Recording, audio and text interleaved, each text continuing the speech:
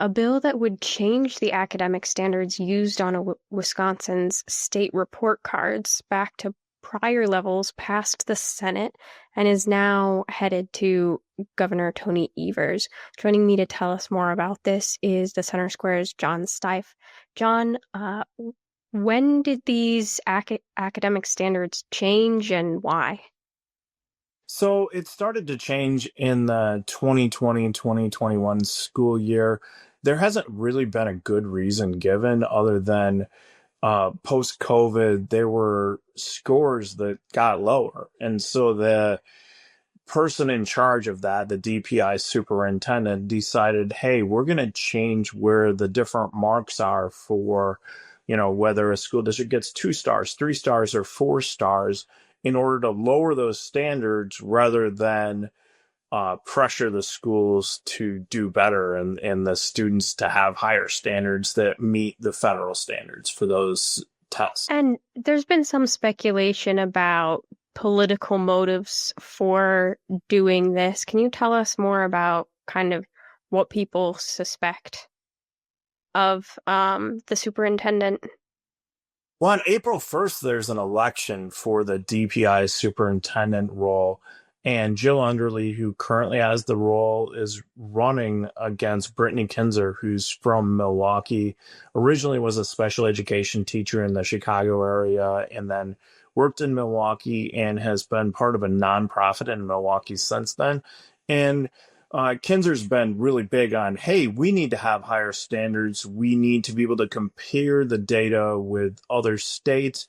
We need to, rather than lowering in its math, writing, and reading that's really in question, rather than lowering those standards, they want to have higher standards and want to have higher standards for the schools, and they want to be able to look at that and say, okay, we need more funding in these areas in order to get us back at where those standards were pre-COVID. But now this legislature is trying to address this problem.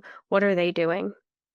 So the problem that it's mainly Republican legislators had with this was that this wasn't something that was done publicly. It wasn't something that was said out loud when it changed. It's like minor rulemaking things that happened in committees.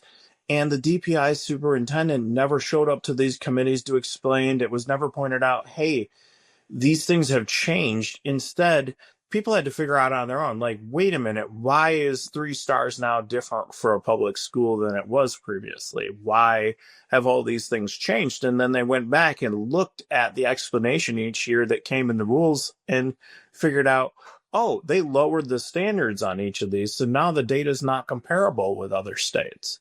So the point of the legislation is, okay, we're going to bring things back to where those standards were in 2019.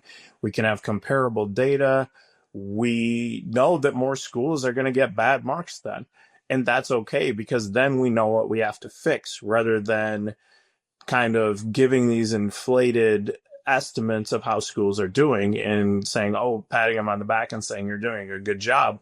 They want to be able to look at, okay, which areas are problems. And one of the larger problems in the state of Wisconsin, like a lot of states, is that in places like Milwaukee, there's a gap between different socioeconomic groups, different races, different areas of the school district in performance. So they want to be able to pointedly address those things. And that's where Kinzer is from, the Milwaukee area. So she knows those issues very well. And has there been any critiques of the current superintendent and questions of why she's doing what she's doing?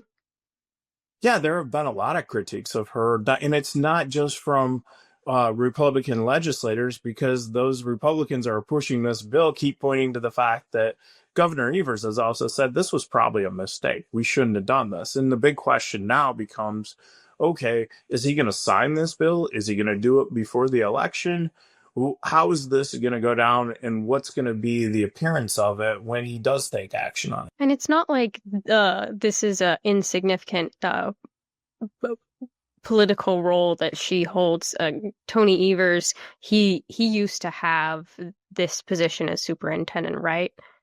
Right. And so she is an important kind of political position heading forward because Evers, after this election, after actually not the election, but after the budgeting process goes through, he's going to say whether he's going to run again.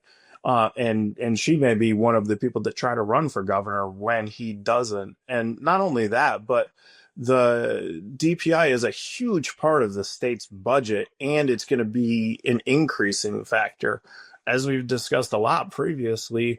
This is the funding for the schools are what have led to all these ballot initiatives in Wisconsin, and this spending is up and the student base is down, and the number of teachers and administrators in the state aren't necessarily down by the same percentage that students are. So funding in the public schools is going to continue to be an issue on whether they really need a lot more funding or whether they're spending it appropriately, and how that works with the local tax bases as the student populations change in so much of the state, because Wisconsin is one place where the projections for what the population is going to look like in the future for a large portion of the state is it's going to go down. There's going to be a lot less students in a lot of areas, especially rural areas, maybe less so in like the Madison area and the Milwaukee area.